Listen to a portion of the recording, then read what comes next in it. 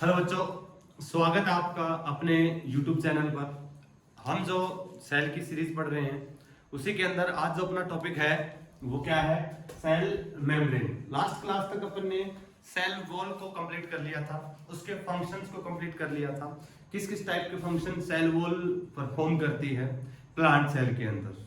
ठीक है, आज का टॉपिक है क्या है? Cell membrane. जो सेल मेम्ब्रेन है, हमने शुरुआत के अंदर जो सेल के बारे में पढ़ा था कि व्हाट इज सेल, उसके अंदर एक मिनिमम क्राइटेरिया अपने लिखा था, मिनिमम रिक्वायरमेंट या क्राइटेरिया, उसके अंदर सेल मेम्ब्रेन को अपने लिखा था। तो बोले तो सेल मेम्ब्रेन क्या है? यूनिवर्सल लेयर है। बोले तो जो लिविंग होगा उसमें सेल होगी और जिसमें सेल होगी उसमें सेल मेम्ब्रेन होगी ही होगी। तो बोले तो यूनिवर्सल लेयर है। और यूनिवर्सल के अलावा बोले तो लिविंग है। बोले मेटाबॉलिक रिएक्शन या मेटाबॉलिक रिएक्शंस इसके अंदर परफॉर्म होती है। लिविंग है, थिन है एंड इलास्टिक है। क्लियर है? ये सारी प्रॉपर्टी किसकी होती है? सेल मेम्ब्रेन की। ठीक है, universal layer, living, thin and elastic. अब आगे अपन जो सेल वॉल के ऊपर जा रहे हैं कि सेल वॉल कैसे मिलकर बनी है, क्या क्या सेल वॉल के अंदर मिलता है, क्या क्या वो फंक्शन परफॉर्म करते हैं, कैसे सेल मेम्ब्रेन की वो स्टेबिलिटी प्रोवाइड करवा रहे हैं, सब डिटेल में अपन को देखना है। तो सबसे पहले जो सेल मेम्ब्रेन की बात करें अपन, ये जो सेल मेम्ब्रेन है, सेल मेम्ब्रेन की बात करें कि सेल मेम्ब्रेन किससे क्या मिलकर बनी होती है। तो ये अपन ने जो सेल मेम्ब्रेन को शो किया है, ध्यान रखना ये ऐसा नहीं है कि दो सेल मेम्ब्रेन, दो नहीं बेटा, ये इसकी मेम्ब्रेन की थिकनेस है। बोले तो अपने कंप्लीट सेल मेम्ब्रेन को शो किया है कि अगर ये सेल मेम्ब्रेन है, ये एक सेल मेम्ब्रेन है, इसका साइटोप्लाज्म है, बाहर की प्लांट की सेल है तो वो बाहर की क्या है? सेल वॉल है। ठीक है, सबसे पहले जो सेल के बारे में, सेल मेम्ब्रेन के बारे में बताने वाले जो साइंटिस्ट थे, वो दो साइंटिस्ट आए थे सबसे पहले। कौन कौन से? Garter and Grendel. Garter and Grendel नाम के दो साइंटिस्ट आए थे। उन्होंने सबसे पहले सेल मेम्ब्रेन के बारे में बताना शुरू किया था। हमें यहाँ पे जो सेल मेम्ब्रेन का जो मॉडल पढ़ना है वो सबसे मोस्ट एक्सेप्टेड मॉडल पढ़ना है। वो तुम्हें भी पता है किसका है? Fluid mosaic model, Singer and Nicolson का। उससे पहले थोड़ा सा अपन जानकारी लेते हैं इन मॉडल्स के बारे में कि उन्होंने किससे क्या क्या बताया है। बाकी फोकस अपन को उसी पे करना है, एग्जाम में क्वेश्चन उसी से आना है। ठीक है, फिर भी देख लेते हैं। गार्टर और ग्रेंडल ने सबसे पहले सेल मेम्ब्रेन को बताने के लिए उन्होंने किसकी सेल को कंसीडर किया? उन्होंने आरबीसी सेल को लिया था। किसको लिया था? आरबीसी की सेल को, या बोले तो एरिथ्रोसाइट को लिया था। या जितनी भी सेल मेम्ब्रेन के ऊपर स्टडी हुई है वो सारी की सारी किस पे हुई है? आरबीसी की मेम्ब्रेन या एरिथ्रोसाइट पे हुई है। क्योंकि सिलेक्ट करने के लिए सबसे पहले आरबीसी की मेम्ब्रेन को ही क्यों चूज कर रहे हैं, उसके पीछे भी रीजन है। क्योंकि आरबीसी या एरिथ्रोसाइट की सेल मेम्ब्रेन कंसीडर करते हैं क्योंकि उसके अंदर most of the all cell organelles are absent, nucleus absent, only cytoplasm, केवल साइटोप्लाज्म उसके अंदर प्रेजेंट है। तो एसेंशियल जितने भी सेल ऑर्गेनल वगैरह सारे की सारी चीजें वहां पे एब्सेंट है। तो ओनली क्या है? साइटोप्लाज्म। जैसे ही उसकी सेल मेम्ब्रेन को बस्ट करेंगे तो क्या बचेगी अपने पास? Cell membrane. तो उसके ऊपर अपन स्टडी इजीली कर सकते हैं कंपैरिजन टू अदर सेल। क्योंकि दूसरी सेल को अगर अपन कंसीडर करेंगे तो उसके अंदर दूसरे सेल ऑर्गेनल भी है तो उनको सेपरेट करना आसान नहीं होगा। या हो सकता है अपन सेल मेम्ब्रेन की स्टडी करना चाह रहे हो तो उस सेल ऑर्गेनल की कोई मेम्ब्रेन की स्टडी अपन गलती से कर बैठे, तो अपन को सेल मेम्ब्रेन की स्टडी करना है तो आरबीसी बेस्ट है। तो गार्टर एंड ग्रेंडल ने सबसे पहले आरबीसी या एरिथ्रोसाइट की मेम्ब्रेन के ऊपर स्टडी किया। इन्होंने क्या किया? आरबीसी की मेम्ब्रेन को क्या किया? एक हाइपोटोनिक सॉल्यूशन में रखा। किस में रखा? हाइपोटोनिक सॉल्यूशन में रखा। ये अगर किसी बच्चे को हाइपोटोनिक सॉल्यूशन के बारे में पता है तो वो इसको रिलेट कर जाएगा, नहीं पता कोई दिक्कत नहीं है। जस्ट रिमेंबर दैट कि स्टडी किस पे हुई है? आरबीसी एरिथ्रोसाइट की मेम्ब्रेन पे हुई है। क्लियर है? अगर किसी को पता है तो बहुत अच्छी बात है। क्या किया उन्होंने? आरबीसी को हाइपोटोनिक सॉल्यूशन में रखा और जैसे हाइपोटोनिक सॉल्यूशन में रखा तो हमें पता है कि वाटर का मूवमेंट हाइपो टू हाइपर होता है, hypotonic solution to hypertonic solution की ओर होता है।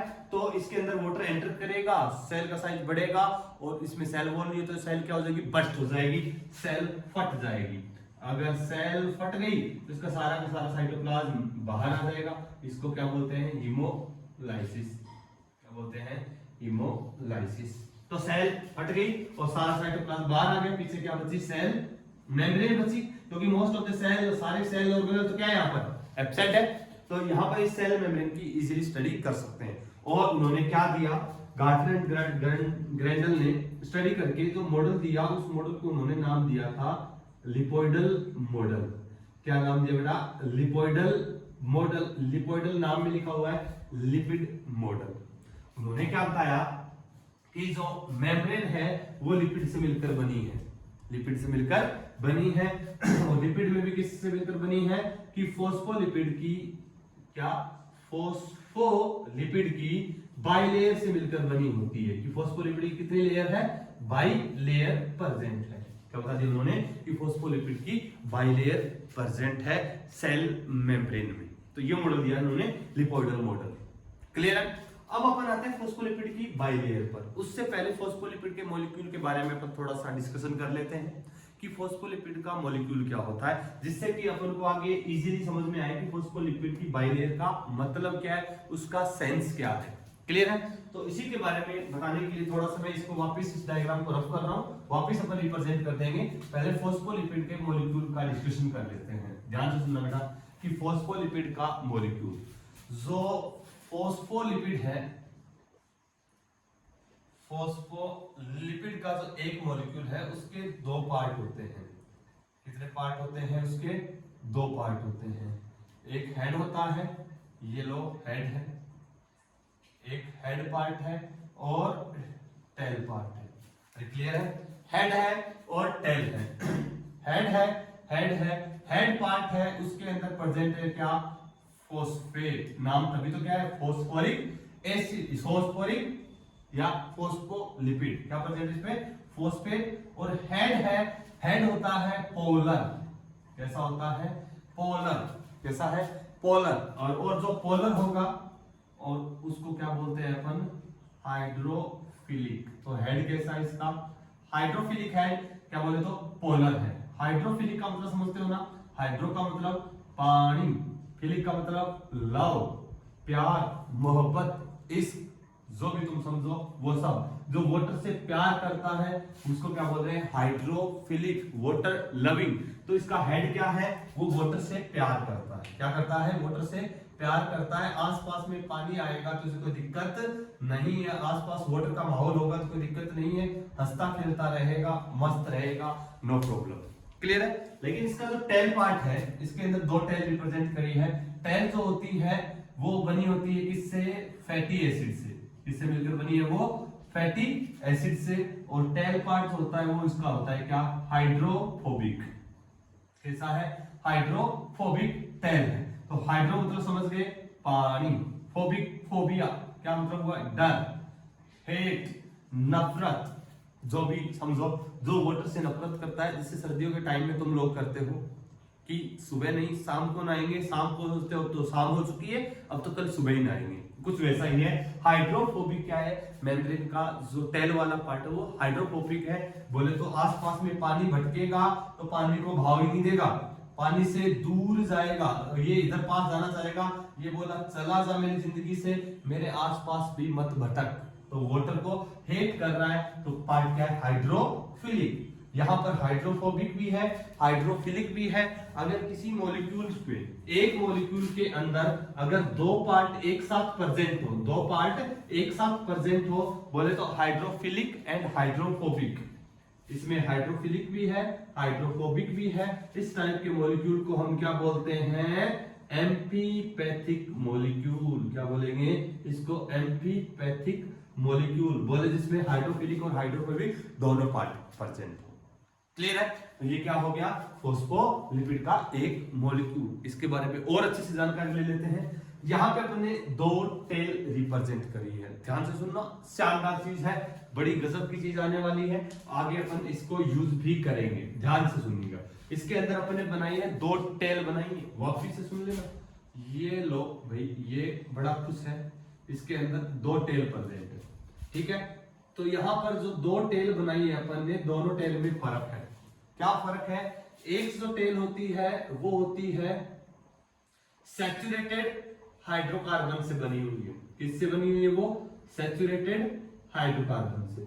और एक टेल है वो बनी होती है अनसैचुरेटेड हाइड्रोकार्बन से।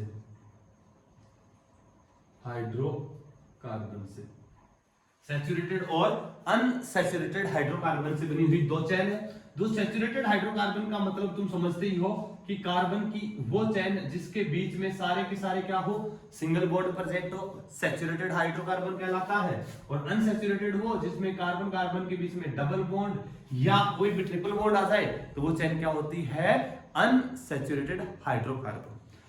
जो सैचुरेटेड हाइड्रोकार्बन है वो नॉर्मल रूम टेम्परेचर पे कैसा होता है? सॉलिड नेचर का। और अनसैचुरेटेड हाइड्रोकार्बन रूम टेम्परेचर पर कैसा होता है? लिक्विड नेचर का। कहा बोला आपने?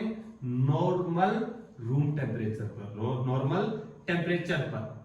वो सॉलिड है, एक लिक्विड है। रूम टेम्परेचर समझ गए होंगे। अगर normal room temperature 25 degree Celsius है तो उसके ऊपर सैचुरेटेड हाइड्रोकार्बन सॉलिड होंगे, अनसैचुरेटेड लिक्विड होंगे। क्लियर है? तो सॉलिड और लिक्विड दोनों पार्ट है, इसीलिए सॉलिड भी हुआ लिक्विड भी हुआ। तो नेचर कैसी आ चुकी है? Semi solid. और सेमी सॉलिड ना बोलते हुए यहाँ पे ज्यादा बोलना सही रहेगा क्वासी फ्लूइड। कैसी नेचर बोलना ज्यादा सही रहेगा? क्वासी फ्लूइड की जो यहाँ पर फॉस्फोलिपिड है उसकी नेचर कैसी है? क्वासी फ्लूइड नेचर है, क्योंकि इसका एक पार्ट सॉलिड है एक पार्ट लिक्विड है। तो नेचर कैसी है? Quasi fluid. जैसे बात करें सैचुरेटेड हाइड्रोकार्बन की, अपने घर में जो घी होता है, घी कैसा होता है? सैचुरेटेड होता है, क्योंकि नॉर्मल रूम टेम्परेचर पे वो जमा हुआ रहता है, सॉलिडिफाई रहता है। और जो कुकिंग ऑयल है अपने, जो कुकिंग ऑयल जैसे अपने सरसों का तेल, सोयाबीन का तेल, जो सब्जी में डालने के लिए यूज कर रहे हैं, वो कैसा है? अनसैचुरेटेड हाइड्रोकार्बन है, जो लिक्विड स्टेज में रहता है। तुम लोगों ने देखा भी होगा, से सर्दी हो, नॉर्मल घर पे अगर तेल पड़ा है तो क्या वो जमता है? क्या नहीं, वो कैसा रहता है? नॉर्मल लिक्विफाई रहता है, लिक्विड फॉर्म में रहता है। जबकि घी वगैरह होता है वो सॉलिडिफाई हो जाता है और रूम टेम्परेचर वो सॉलिड ही रहता है। अब ऐसा नहीं बोलेगा सर गर्मियों के टाइम में पिघला हुआ रहता है। मैंने रूम टेम्परेचर बोला है 25 डिग्री सेल्सियस। अब टेम्परेचर अगर 40 डिग्री सेल्सियस आ गया तो आदमी पिघल जाए, वो घी की बात क्या है? समझ रहे हो ना? चलिए भाई, यहाँ पे क्वासी फ्लूइड नेचर आ गई, सॉलिड और लिक्विड दोनों की वजह से। ये नेचर अगर आप आगे यूज करने वाले बहुत काम की है लिविंग के लिए, ये नेचर होना। क्लियर है? तो फॉस्फोलिपिड के एक मॉलिक्यूल के बारे में देखा, हेड पार्ट है, टेल पार्ट है। हेड बोलो कैसा? हाइड्रोफिलिक। टेल के साथ हाइड्रोफोबिक। हाइड्रोफिलिक मतलब जो वाटर से प्यार करता है, आसपास वाटर होगा तो कोई प्रॉब्लम नहीं होगी। हाइड्रोफोबिक आसपास वाटर होगा तो प्रॉब्लम होगी। वाटर से हेट करता है, वाटर को रिपेल करता है। क्लियर? टेल में दो पार्ट है, सैचुरेटेड और अनसैचुरेटेड। सैचुरेटेड नॉर्मल सॉलिड है, अनसैचुरेटेड लिक्विड है। क्लियर है?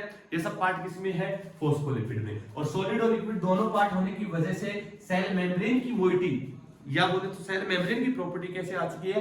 Quasi fluid. अरे क्वासी फ्लूइड का मतलब मान लो जैसे हनी होता है अपना, शहद होता है, कुछ वैसी नेचर आ चुकी है, जेली लाइक अपीयरेंस आ चुकी है। सेमी सॉलिड, उसको ज्यादा सही बोलना तो क्या रहेगा? Quasi fluid nature. तो एक चीज समझ में आई कि जो अपनी मेम्ब्रेन है वो किसी क्वासी फ्लूइड नेचर की है ड्यू टू फॉस्फोलिपिड मॉलिक्यूल, क्योंकि उसके अंदर सैचुरेटेड और अनसैचुरेटेड दोनों चीज प्रेजेंट। क्लियर है? अब अगर अपन देखना चाहें, तुम इसको उतार सकते हो, बिल्कुल उतार सकते हो। अगर हम देखना चाहें कि इसकी, अगर अपन आगे देखना चाहें कि इसका अरेंजमेंट कैसा होता है सेल मेम्ब्रेन में, इसका अरेंजमेंट कैसा होता है सेल मेम्ब्रेन में फॉस्फोलिपिड के मॉलिक्यूल का, तो वो देखिए कि किस प्रकार से मेम्ब्रेन में अरेंज रहता है। साइंटिस्टों ने बताने की कोशिश करी।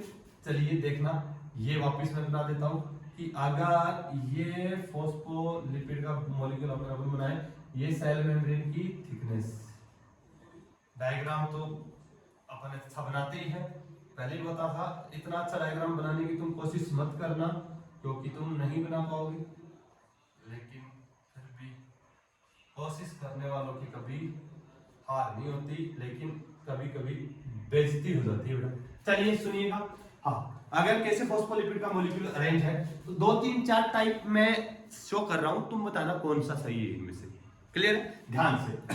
अगर फॉस्फोलिपिड के मॉलिक्यूल का अरेंजमेंट अगर एक ऐसा हो कि मान लो फॉस्फोलिपिड के मॉलिक्यूल इस प्रकार से अरेंज हो, या फॉस्फोलिपिड के मॉलिक्यूल का अरेंजमेंट कुछ इस टाइप से हो, या फॉस्फोलिपिड के मॉलिक्यूल का अरेंजमेंट कुछ इस टाइप से हो, इस टाइप से हो, मतलब ये लगे फॉस्फोलिपिड के मॉलिक्यूल का अरेंजमेंट कुछ ऐसा हो कि कुछ ऐसा हो, कुछ ऐसा हो, ये लो भी, अरे देख रहे हो ना, ये लो कुछ ऐसा हो,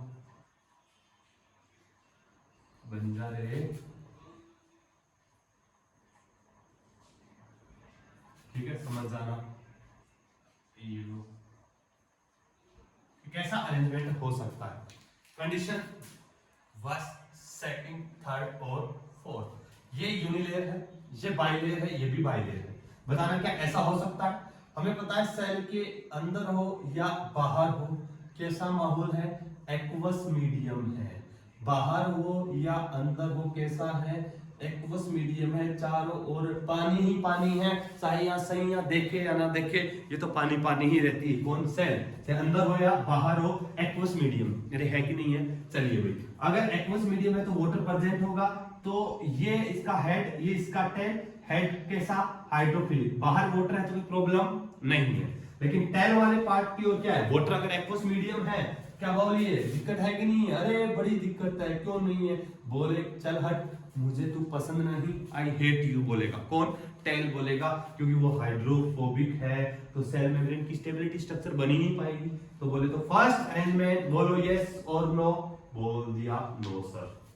सेकंड देखो, फर्स्ट सेकंड में कोई फर्क ही नहीं है, चलो आज अंदर कोई दिक्कत नहीं है पानी की, लेकिन बाहर जो वाटर के मॉलिक्यूल है उनको दिक्कत है, बोला नहीं चलेगा, नहीं चलेगा, बोलो नहीं चलेगा, नहीं चलेगा। थर्ड कंडीशन देखो, अरे भाई अनर्थ करेगा क्या, अंदर भी वाटर ही वाटर है, बाहर भी वाटर ही वाटर है, हाइड्रोफोबिक, हाइड्रोफोबिक बिल्कुल नहीं चलेगा। थर्ड कंडीशन भी नहीं हो सकती। कंडीशन देखते हैं फोर्थ, कि यहाँ पे क्या देखा, हेड बाहर की ओर है, आउटर साइड, दोनों साइड में बाहर की ओर है, टेल मेम्ब्रेन के इनसाइड है, मेम्ब्रेन की थिकनेस में है। तो देखते हैं, अगर यहाँ वाटर के मॉलिक्यूल होंगे तो बोलो दिक्कत, बोले नो दिक्कत, बाहर वाटर तो नो दिक्कत, यहाँ पे भी नो दिक्कत, अगर वाटर के मॉलिक्यूल होगा तो कोई प्रॉब्लम नहीं है, क्योंकि दोनों ही क्या है, हाइड्रोफिलिक है, इधर भी पानी है, इधर भी पानी, हाइड्रोफिलिक। अंदर वाला पोर्शन हाइड्रोफोबिक है, जो कि वाटर से दूर है, मेम्ब्रेन के अंदर की ओर है, हेड बाहर, टेल अंदर। तो ऐसा अरेंजमेंट हो सकता है क्या, यस हो सकता है, बोल देगा बिल्कुल चलेगा, चलेगा। तो अरेंजमेंट कैसा हो गया कि फॉस्फोलिपिड का एक मॉलिक्यूल, फॉस्फोलिपिड का दूसरा, ये लो कि यहाँ पर फॉस्फोलिपिड की बाइलेयर प्रेजेंट है, एक लेयर ये, एक लेयर ये, तो फॉस्फोलिपिड की क्या है, बाइलेयर, क्लियर है। और बाइलेयर में भी बोलो ये क्या, हेड, ये क्या, हेड, और ये दोनों पार्ट क्या, टेल। तो बोलो हेड तो क्या है, आउटसाइड, हेड तो क्या है, आउटसाइड, और टेल क्या है, इनसाइड सेल मेम्ब्रेन। अरे है कि नहीं है। तो ऐसा अरेंजमेंट क्या करता है, सेल मेम्ब्रेन को प्रिवेंट करता है, प्रिवेंट फ्रॉम एक्वस मीडियम, जो कि वाटर या एक्वस मीडियम से बचाता है। सेल मेम्ब्रेन में अगर पढ़ेंगे तो एनसीईआरटी की लाइन यही है कि हेड जो होते हैं आउटवर्ड है, टेल इनवर्ड है, जो कि उसको एक्वस मीडियम से प्रिवेंट कर रही है, बचा रही है एक्वस मीडियम में स्टेबल होने से। क्लियर है। तो यहाँ पर इसका हेड है, तो इसको स्टेबिलिटी दे रहा है, एक्वस मीडियम में कोई दिक्कत नहीं होगी। तो फॉस्फोलिपिड की क्या प्रेजेंट है, बाइलेयर। तो ये मॉडल हो गया लिपोइडल मॉडल। तो जो सेल मेम्ब्रेन का जो फर्स्ट पैराग्राफ पढ़ोगे तुम लोग, उसके बाद सेकंड पैराग्राफ इसी प्रकार से कुछ दिया है, वो लिपिड के बाइलेयर की बात कर रहा है। बोले तो लिपोइडल मॉडल का डिस्कशन कर रहा है कि सेल मेम्ब्रेन लिपिड से मिलकर बनी है, बाइलेयर है, हेड आउटवर्ड है, टेल इनवर्ड है। क्लियर है। तो ये सब क्या है, सेल मेम्ब्रेन के अंदर फॉस्फोलिपिड का अरेंजमेंट है। क्लियर हो गया। अब इसके बाद आता है कि फॉस्फोलिपिड के जो अरेंजमेंट अपने देखे बिल्कुल बना देना। पॉसिबिलिटी कौन कौन सी हो सकती है, ये पॉसिबिलिटीज ये सही है, ऐसा ही होता है। इंपॉर्टेंट ये है कि एग्जाम में कई बार क्वेश्चन आ जाता है कि फॉस्फोलिपिड के मॉलिक्यूल का अरेंजमेंट कैसा है, हेड क्या है, आउटवर्ड, टेल इनवर्ड। क्लियर है, ध्यान रखना। स्टेटमेंट कई बार उल्टा भी बना सकता है, क्या head inward tail outward, no, head outward tail inward. Clear है, मेम्ब्रेन की थिकनेस पे बता दिया, मिटा दे। ये ध्यान रखना कि एक्वस मीडियम से बचाने के लिए ऐसा अरेंजमेंट होता है। डन। चलिए आगे अपन बढ़ते हैं। इसके बाद जो दूसरे कुछ साइंटिस्ट आए, उन्होंने मॉडल्स दिए सेल मेम्ब्रेन के बारे में। एनसीईआरटी लिखती है कि सेल मेम्ब्रेन के बारे में क्लियरली हमें कब पता चला, आफ्टर 1950 के बाद जब इलेक्ट्रॉन माइक्रोस्कोप की डिस्कवरी हो गई थी, उसके बाद हम क्लियरली सेल मेम्ब्रेन के बारे में समझ पाएंगे। क्योंकि उससे पहले सेल मेम्ब्रेन के बारे में इतना डिस्कशन क्यों नहीं समझ पाए, क्योंकि सेल मेम्ब्रेन के जो कंपोजिशन है, उसके अंदर जो मॉलिक्यूल्स है, उनको नॉर्मल माइक्रोस्कोप से देखना आसान नहीं था। तो उससे पहले भी बहुत सारे साइंटिस्टों ने कोशिश करी एक्सप्लेन करने की चीजों को, कुछ थोड़ा बहुत दिखा, कुछ थोड़ा बहुत आइडिया लगाया कि कैसे कैसे हो सकता है अरेंजमेंट। तो उसी के बारे में एक थोड़ा सा रफली आइडिया ले लेते हैं। बाकी डिटेल में तो अपन एक ही मॉडल पढ़ने वाले हैं कि सेल मेम्ब्रेन को समझाने के लिए मेन अपन 3 मॉडल डिस्कस करते हैं।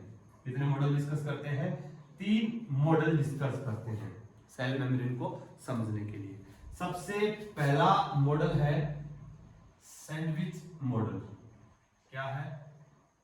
सैंडविच मॉडल, या इसको ट्राई लेमिलर मॉडल भी कहते हैं। सैंडविच मॉडल या ट्राई लेमिलर मॉडल या PLLP मॉडल भी कहते हैं। क्लियर है? तो फर्स्ट मॉडल है sandwich model, try lamellar model या PLLP मॉडल। दूसरा मॉडल है यूनिट मेम्ब्रेन मॉडल, और थर्ड है फ्लूइड मोज़ेक मॉडल। और फ्लूइड मोज़ेक मॉडल लेते ही दिमाग के अंदर थोड़ा करंट पैदा हो गया होगा, क्योंकि सबसे खतरनाक मोस्ट एक्सेप्टेड तो यही है। चलो इनके बारे में रफली थोड़ा आइडिया ले लेते हैं, एनसीईआरटी में नहीं मिलेगा, जस्ट थोड़ा सा इंट्रोडक्शन। सैंडविच मॉडल जो देने वाले थे वो साइंटिस्ट थे डेनियली एंड डेवसन। 1935 के आसपास की बात है। और यूनिट मेम्ब्रेन मॉडल लिया था रॉबर्टसन ने, 1953 के आसपास की बात है। और फ्लूइड मोज़ेक मॉडल 1972 के अंदर। ये खास बात है, ये इसके आसपास की बात, ये 1935 के आसपास की बात, 1953 के आसपास की बात, ये सबसे खास बात 1972 फ्लूइड मोज़ेक मॉडल बहुत इंपॉर्टेंट है, क्योंकि इसके बाद वेल डेवलप्ड इलेक्ट्रॉन माइक्रोस्कोप आ चुका था और उन्होंने अच्छे से स्टडी करके वेल एक्सप्लेनेशन दिया, और उसको आज भी हम पढ़ते हैं। ठीक है? जो डेवसन और डेनियली ने जो बताया था वो क्या बताया था, सुनिएगा। इन्होंने क्या बोला कि फॉस्फोलिपिड की बाइलेयर है, उसमें डूब के निकल जाना है। सुनिएगा कैसे डूब के निकल जाना है, ध्यान से। ये क्या बोले? फॉस्फोलिपिड की बाइलेयर भाई बना दिया, और फॉस्फोलिपिड की बाइलेयर है, और इसके बाहर की और दोनों साइड में प्रोटीन प्रेजेंट है। क्या प्रेजेंट है? प्रोटीन प्रेजेंट है। कि ये फॉस्फोलिपिड की बाइलेयर के दोनों साइड में प्रोटीन प्रेजेंट है, और मॉडल को सैंडविच मॉडल दिया। जैसे सैंडविच मॉडल में क्या होता है? ब्रेड, नीचे ब्रेड, ऊपर ब्रेड, और बीच में खाने वाला जो भी चीज भी, जो भी घास फूस जो भी डालते हैं अपन, वो सारा प्रेजेंट होता है। कुछ ऐसा ही बोला, ब्रेड, ये ब्रेड कंपैरिजन किया प्रोटीन के साथ, अंदर सब कुछ पड़ा है, चीज जो पड़ा है या जो भी घास फूस डला हुआ है खाने के लिए, वो सब क्या है? फॉस्फोलिपिड की बाइलेयर। तो ये क्या है? फॉस्फोलिपिड की बाइलेयर, फॉस्फोलिपिड बाइलेयर अरे है। और बाहर की ओर क्या है? प्रोटीन, अंदर भी क्या है? प्रोटीन। तो ये अरेंजमेंट उन्होंने दिया, बल्कि कैसा है? सैंडविच के जैसा। और इवन उन्होंने आइडिया लगा दिया था और थिकनेस बताई थी कि जो ये प्रोटीन है, इसकी जो थिकनेस है लगभग 20 एंगस्ट्रॉम के आसपास, इस प्रोटीन की थिकनेस 20 एंगस्ट्रॉम के आसपास, और जो फॉस्फोलिपिड की बाइलेयर है उसकी थिकनेस 35 एंगस्ट्रॉम के आसपास। और एक आइडिया रफली बता दिया कि जो मेम्ब्रेन की थिकनेस है वो 75 एंगस्ट्रॉम टू 100 एंगस्ट्रॉम के आसपास। ठीक है? और इस मॉडल को उन्होंने क्या बोल दिया? PLLP। क्यों बोला PLLP? ध्यान से सुनिएगा अभी। PLLP बोला मैंने, RLP नहीं बोला बेटा। P बोले तो प्रोटीन, L बोले तो लिपिड, L बोले तो लिपिड, P बोले तो प्रोटीन। PLLP मॉडल भी उन्होंने इसको बोल दिया था। क्लियर है? और क्या बोला कि बीच में ये पोर प्रेजेंट है, जिससे मटेरियल डायरेक्टली ट्रांसफर होते हैं, मॉलिक्यूल्स इधर से उधर आ जा सकते हैं। लेकिन रियलिटी में ऐसा नहीं होता, ऐसा नहीं कि हर कोई मॉलिक्यूल आया गया। तो मेम्ब्रेन की सिलेक्टिव नेचर कैसे रहेगी? जब इन्होंने मेम्ब्रेन का मॉडल दिया, इनसे पूछा गया सिलेक्टिव प्रॉपर्टी क्या है, सिलेक्टिव परमेबिलिटी क्या है मेम्ब्रेन की, एक्सप्लेन नहीं कर पाए, तो बोले तो मॉडल कैसा है, रिजेक्टेड है। इसको आज हम नहीं पढ़ते, लेकिन उन्होंने बताया था, शुरुआत करी थी किसी चीज की, शुरुआत करना बड़ी बात है, इसलिए आज भी हम थोड़ा बहुत डिस्कशन करते हैं। तो protein, lipid, lipid protein, PLLP model clear है। और ट्राई लेमिलर मतलब 3 लेमिला, 1 2 और 3, बोले तो 3 मेम्ब्रेनस स्ट्रक्चर, 3 लेमिला प्रेजेंट है, ट्राई लेमिलर मॉडल। और सैंडविच तुम्हें समझ में आ गया, ब्रेड, ब्रेड बीच में खाने वाला मटेरियल, इस चीज वगैरह जो भी हो तो उसको बोल दिया इन्होंने सैंडविच मॉडल। डेनिली और डेविसन ने दिया था। मॉडल कैसा था, रिजेक्टेड, ठप्पा लगा दिया, रिजेक्टेड। नेक्स्ट है यूनिट मेम्ब्रेन मॉडल, दिया था रॉबर्टसन ने।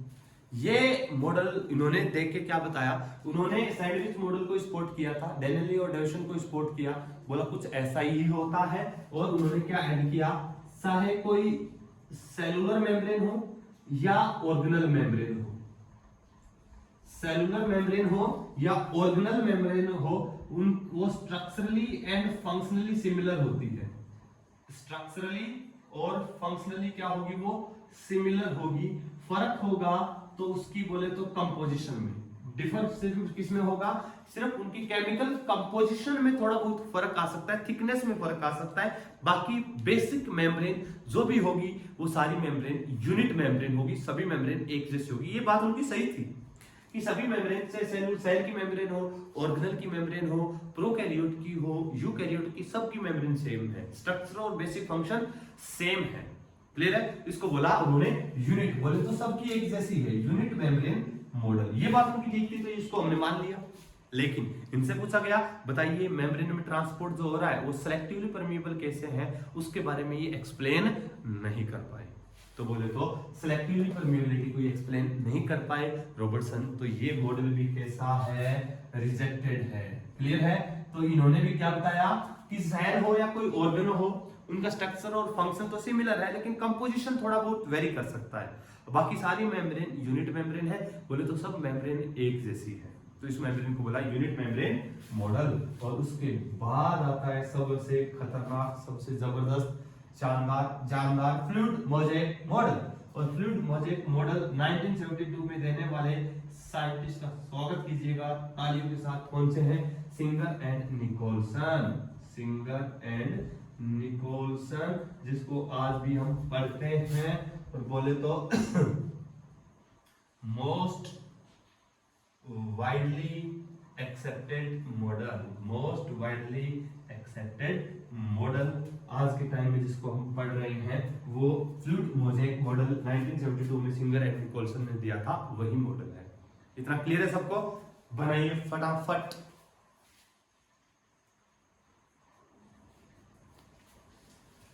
बन गया, चलिए भी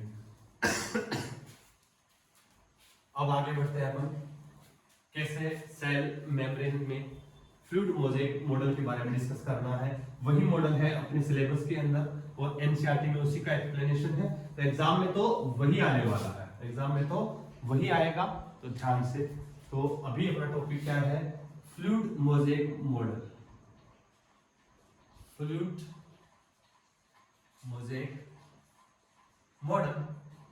और फ्लूइड मोज़ेक मॉडल किसने दिया बोलो, Singer and Nicolson, Singer and Nicolson 1972। हर एक लाइन क्वेश्चन है 1972।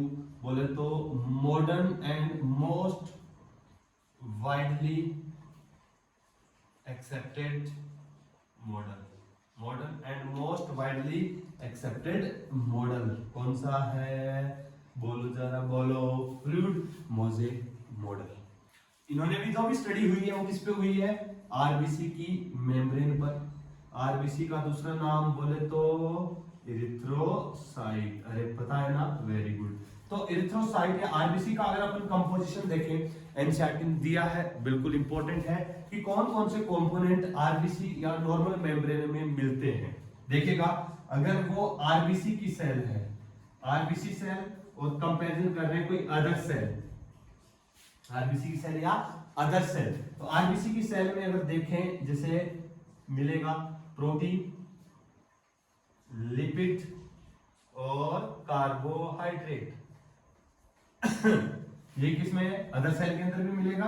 और इसी का अगर बताएं कि आरबीसी की सेल में और अदर सेल के अंदर क्या क्या फर्क है, कितना कितना क्या मिलेगा, इंपॉर्टेंट है। आरबीसी की सेल में जो प्रोटीन होता है वो 52% होता है, एनसीईआरटी में दिया। लिपिड कितना होता है? 40% होता है। बाकी बच गया, बोलो कितना? 8% क्या है? कार्बोहाइड्रेट। तो सबसे कम कौन है? कार्बोहाइड्रेट। अदर सेल की बात करें तो 58 से 59% क्या है? प्रोटीन है। 40% के आसपास लिपिड है, 1 से 2% क्या है? कार्बोहाइड्रेट। तो बोले तो एक कंक्लूजन पता चलता है कि कार्बोहाइड्रेट सबसे कम है। और तुमको याद तो रखना है, वो ये याद रखना है कि एनसीईआरटी के अंदर अपने यही दिया है, यही गिवन है कि आरबीसी के अंदर 52% प्रोटीन, 40% लिपिड और 8% कार्बोहाइड्रेट है। कार्बोहाइड्रेट सबसे कम है। ये अदर सेल का लिखा है कि ऑन एन एवरेज लिखा है, एवरेज कि बहुत सारी सेल्स है अपनी बॉडी के अंदर, हर सेल के अंदर थोड़ा बहुत वेरिफिकेशन मिल सकता है, वेरीफाई हो सकता है, थोड़ा बहुत वेराइटी मिल सकती है, तो वो सब के हिसाब से एवरेज लिखा है अपन ने। और ऐसा भी नहीं प्रोटीन और लिपिड का कंटेंट चेंज नहीं हो सकता, बिल्कुल हो सकता है। किसी सेल में लिपिड का भी कंटेंट प्रोटीन से ज्यादा में भी हो सकता है, ठीक है। ऑन एन एवरेज लिखा, आरबीसी सेल में 52% प्रोटीन, लिपिड 40% और कार्बोहाइड्रेट 8%। रेशियो इंपॉर्टेंट है, सबसे कम कार्बोहाइड्रेट। डन, क्लियर है। तो ये नॉर्मल कंपोनेंट लिखा, अपने कंपोजिशन लिखा आरबीसी का, एरिथ्रोसाइट का, और इसी के ऊपर जो स्टडी हुई है किसकी? सेल मेम्ब्रेन की।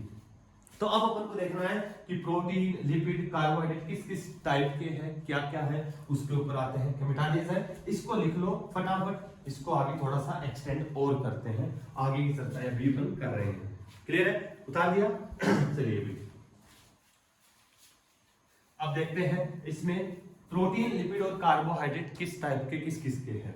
तो सिंगर और निकोलसन के अकॉर्डिंग फ्लूइड मोज़ेक मॉडल के हिसाब से जो मोस्ट वाइडली एक्सेप्टेड मॉडल है प्रोटीन, लिपिड और कार्बोहाइड्रेट, ठीक है।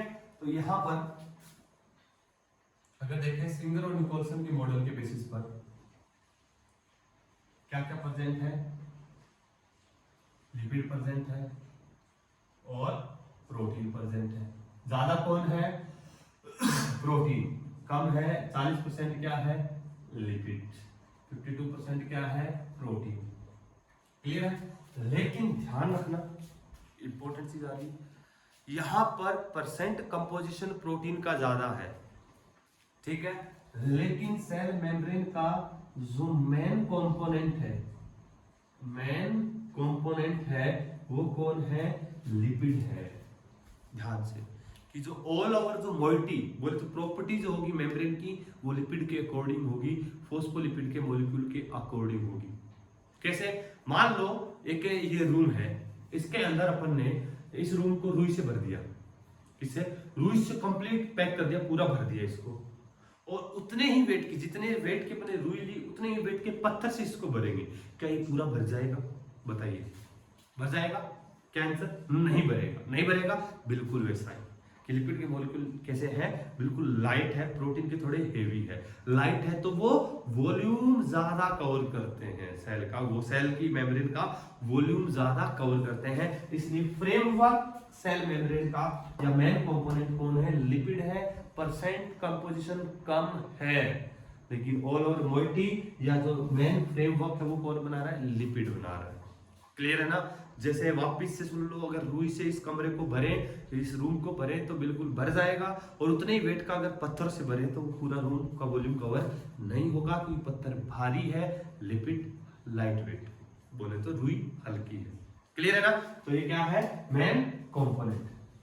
प्रोटीन जो है, पहले मैं सारे टाइप लिख देता हूँ किस किस टाइप के मिलेंगे, फिर डायग्रामेटिकली इसको और अच्छे से अपन समझेंगे, ठीक है। डायग्राम से और सारी चीजें क्लियर होगी। पहले अपन नॉर्मली इसको क्लासिफाई कर देते हैं कौन कौन सी चीजें किस किस टाइप से मिलती है, ठीक है। जो प्रोटीन है, इंपॉर्टेंट लाइन आ रही है अभी, प्रोटीन है 2 टाइप के हैं। कितने टाइप के हैं प्रोटीन? 2 टाइप के प्रोटीन है। इंपॉर्टेंट है, ध्यान से इंपॉर्टेंट लिख रहा हूं मैं, बार बार बोल रहा हूं। किस बेसिस पर बनाया इनको? on the basis of ease of extraction। ध्यान से, on the basis of ease of extraction. बोले तो एक्सट्रैक्ट कैसे कर सकते हैं, कितना इजीली उनको अपन सेल मेम्ब्रेन से सेपरेट कर सकते हैं, और जिस चीज को जितना आसानी से सेपरेट कर सकते हैं, जितना जल्दी निकाल सकते हैं, वो बोले तो उसका ईज ऑफ एक्सट्रैक्शन उतना ही आसान है। तो ईज ऑफ एक्सट्रैक्शन बोलो कितना इजी उसको निकाल सकते हैं, उस बेसिस पर प्रोटीन दो टाइप के, कितने टाइप के हैं, दो टाइप के प्रोटीन है। कितने टाइप के प्रोटीन है, दो टाइप के प्रोटीन है। एक प्रोटीन है एक्सट्रिंसिक प्रोटीन, कैसे है, एक्सट्रिंसिक प्रोटीन, और जिसको बोल सकते हैं पेरिफेरल प्रोटीन। एक्सट्रिंसिक या पेरिफेरल प्रोटीन, वो जो जैसे सिंपली अपन डायग्राम से समझेंगे और समझ में आएगा। याद रखना, एक्सट्रिंसिक प्रोटीन या पेरिफेरल जो कि मेम्ब्रेन की पेरिफेरी पे प्रेजेंट है, मेम्ब्रेन की थिकनेस के बाहर की ओर प्रेजेंट है, उनको एक्सट्रिंसिक या पेरिफेरल प्रोटीन बोलते हैं। डायग्राम से क्लियर हो जाएगा। फिर भी थोड़ा सा मेरा फिर तुमको आइडिया दे देता हूँ कि अगर ये सेल मेम्ब्रेन ऐसे अपन बनाएंगे, आने वाले अभी सेल मेम्ब्रेन बनाएंगे अपन, अगर कोई प्रोटीन बताना मेरे को, अगर कोई प्रोटीन इस टाइप से अपन ने बनाया है, इस टाइप से अपने बनाया है, बताना किस प्रोटीन को निकालना आसान है। ये बीच बीच में जो अपने रफ मैंने थोड़ा बहुत हाईलाइट किया है, ये क्या है, प्रोटीन है। बताना किसको निकालना आसान है, बोलो, ए बी सी और डी, ठीक है। किस किस को निकालना आसान है, जो बताइए, क्या मैं सही बोल रहा हूँ? ए और बी को आसानी से एक्सट्रैक्ट कर सकते हैं, रिमूव कर सकते हैं, क्योंकि मेम्ब्रेन की थिकनेस के बाहर है। इसको इजीली रिमूव कर सकते हैं, इसको इजीली रिमूव कर सकते हैं। तो ये क्या, एक्सट्रिंसिक प्रोटीन या पेरिफेरल प्रोटीन पेरिफेरी पे प्रेजेंट है, जिनको इजीली एक्सट्रैक्ट कर सकते हैं, रिमूव कर सकते हैं। क्या कर सकते हैं बताइए भाई? लेकिन अगर इनको अगर निकालेंगे तो इन पूरी मेम्ब्रेन की थिकनेस में प्रेजेंट है, ये भी मेम्ब्रेन की आधी थिकनेस में प्रेजेंट है, तो इजीली इनको रिमूव करना पॉसिबल नहीं है, आसान नहीं है। कुछ ऐसा मानो कि देखो इस प्रकार से फ्लूइड है, पूरा फ्लूइड है, हनी फैला हुआ है, उसके ऊपर ये प्रोटीन अटैच है और उसकी थिकनेस के नीचे ये प्रोटीन अटैच है। क्या आराम से सेपरेट कर सकते हैं? यस, इजीली सेपरेट कर सकते हैं। अब मान लो ये हनी की लेयर है, इसके अंदर ये प्रोटीन इंबेडेड है, तो इनको सेपरेट करने में इनके कंपैरिजन में ज्यादा जोर आएगा कि नहीं आएगा? तो बोले तो ये मेम्ब्रेन के अंदर है, और जो मेम्ब्रेन के अंदर है उन प्रोटीन को क्या बोल सकते हैं अपन? Intrinsic protein. अरे क्या बोलेंगे? इंट्रिंसिक प्रोटीन या इंटीग्रल प्रोटीन। इंट्रिंसिक प्रोटीन या इंटीग्रल प्रोटीन। और जो मेम्ब्रेन के बाहर की ओर है उनको क्या बोला? एक्सट्रिंसिक प्रोटीन या पेरिफेरल प्रोटीन।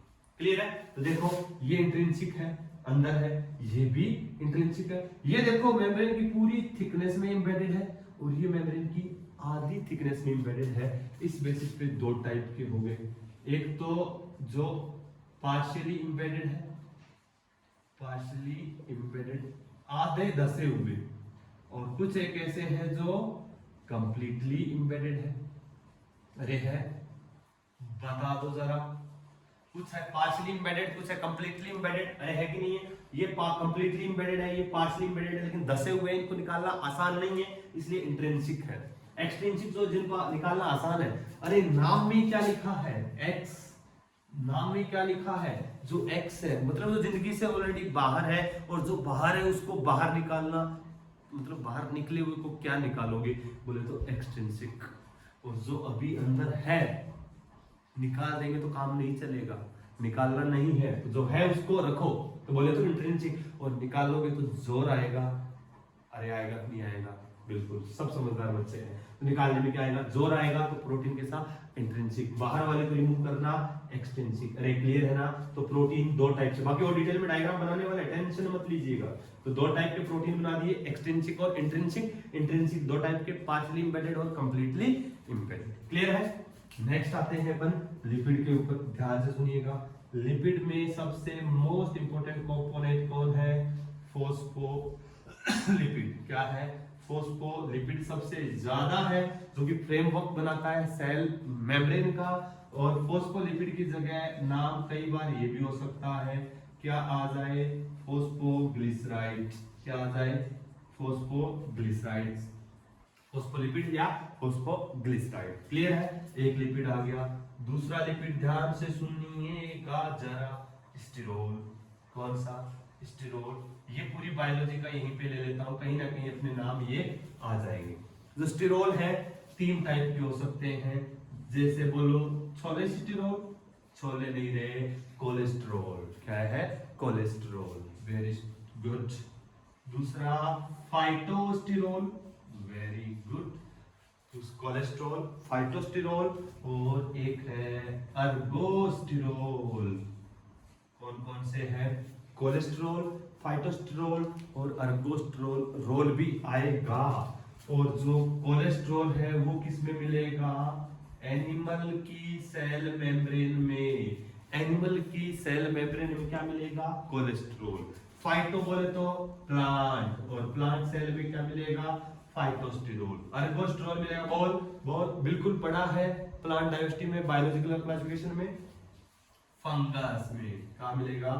फंगस की सेल वॉल में क्या मिलेगा? अर्गोस्टिरोल, जो कि मेम्ब्रेन को स्टेबिलिटी देते हैं। कैसे देते हैं? पढ़ेंगे, डायग्राम समझेंगे तब। क्लियर है?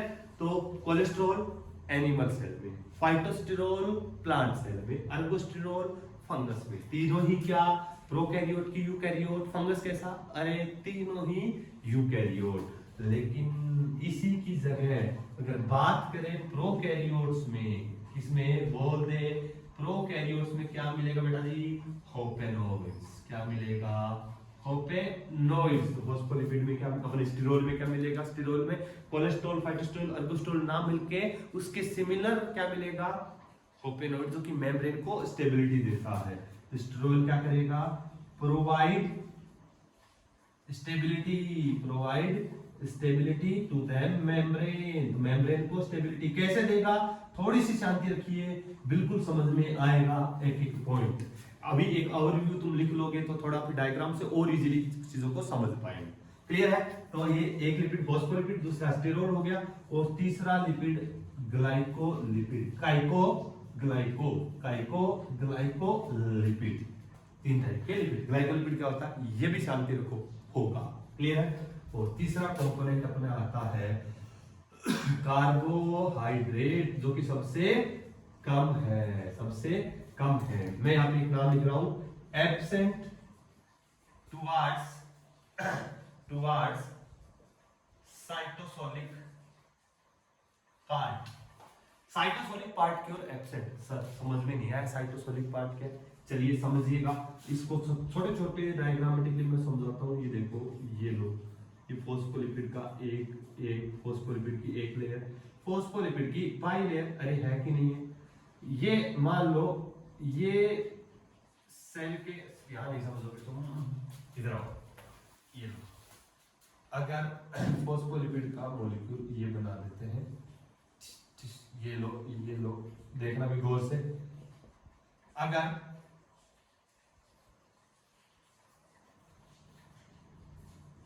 ये मेम्ब्रेन की थिकनेस है बेटा, ठीक है? मेम्ब्रेन की थिकनेस है, 2 मेम्ब्रेन नहीं है, मेम्ब्रेन की थिकनेस है। तो ये क्या है? साइटोप्लाज्म, क्या बोले तो साइटोसोलिक पार्ट। तो फॉस्फोलिपिड की बाइलेयर का जो ये पार्ट है, ये कौन सा है? Cytosolic part. बोले तो साइटोप्लाज्म की ओर का पार्ट साइटोसोलिक पार्ट, और ये वाला लेयर क्या है? Non cytosolic part. क्लियर है? तो फॉस्फोलिपिड की ये लेयर है जो बाहर की ओर है, सेल के बाहर की ओर नॉन साइटोसोलिक पार्ट है। जो साइटोसोल या साइटोप्लाज्म की ओर है वो साइटोसोलिक पार्ट है। क्लियर है क्या? फॉस्फोलिपिड की बाई लेयर, साइटोप्लाज्म की ओर वाली लेयर साइटोसोलिक, बाहर की ओर नॉन साइटोसोलिक। तो कार्बोहाइड्रेट क्या लिखा? एब्सेंट